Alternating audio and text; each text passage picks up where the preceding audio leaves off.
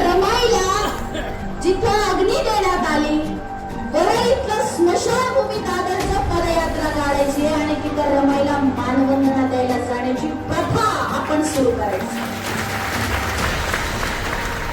बाबासाहेबांना मानवंदना द्यायला आम्ही कुठं जातो? 6 डिसेंबरला आम्ही चैत्यभूमीला जातो बाबासाहेबांसमोर डोकं टेकवायला. 1 जानेवारीला आम्ही भीमा कोरेगावला जातो आमच्या शूरवीरांना वंदन द्यायला. 14 जानेवारीला आम्ही नामविस्तार दिनाला विद्यापीठात जातो. मग रमाईसाठी आम्ही कुठं जातो? कुठंच नाही. मग आता ही पिढी, आपली पिढी सुरुवात करणार आणि एक इतिहास घडणार आणि सगळ्यात पहिल्यांदा त्या रमाईला मानवंदना देण्यासाठी त्यांच्या स्मृती दिनानिमित्त 27 मेला माझ्यासोबत जो कोण येणार तो हजारो वर्ष इतिहासात अजर अमर होणार. कारण ती सुरुवात आपण करणार. कोण कोण येणार आहे माझ्यासोबत? दीक्षाभूमी पासून कोण कोण येणार आहे? सगळेच येणार आहे. सगळ्यांचेच हात वरती आहेत. सगळेजण माझ्या पाठीशी उभं राहणार आहे. त्यावेळी मला पैशांची गरज नाही. मी त्यावेळी पैसे मागायला येणार नाही.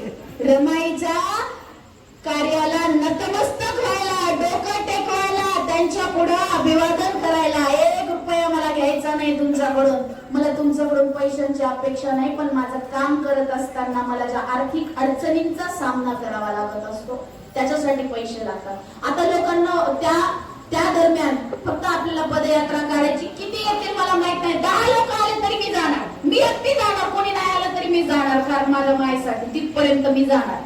त्यामुळे 27 मे ही तारीख लक्षात ठेवा आणि 20 एप्रिल पासून ती पदयात्रा चालू करायची. दीक्षाभूमी पासून तर रमाईच्या वरळी स्मशानभूमीमध्ये जिथं रमाईला अग्नी देण्यात आली आहे.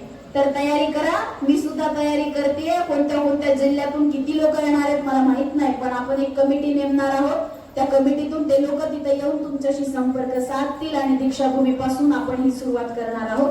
आणि सगळ्यात महत्वाचं आणि शेवटचं, झाले का सेटअप रेडी झालं आपलं? मला मी सांगते की आता या नाटकाला घरोघरी आणि दारोदारी पोहोचवण्याचं काम तुमचं आहे. माझ्याबद्दल लिहा. नाटक आवडलं तर बोला. फोटो काढा, व्हिडिओ करू नका. सोशल मीडियावर लिहा. आणि जिथं कुठं मी जाणार, आता मी लवकरच एकतर भोकरदन किंवा बदनापूर या दोन्ही शहरांमध्ये जाणार आहे. तिथं तुमचे पाहुणे, नातेवाईक, घरचेदारचे असतील त्यांना सांगा प्रियंका ताई येणार आहेत. त्यांचं नाटक बघायला जा. आणि 100-200 रुपये काही रमाई आणि बाबासाहेबांच्या त्यागापुढे मोठी गोष्ट नाही.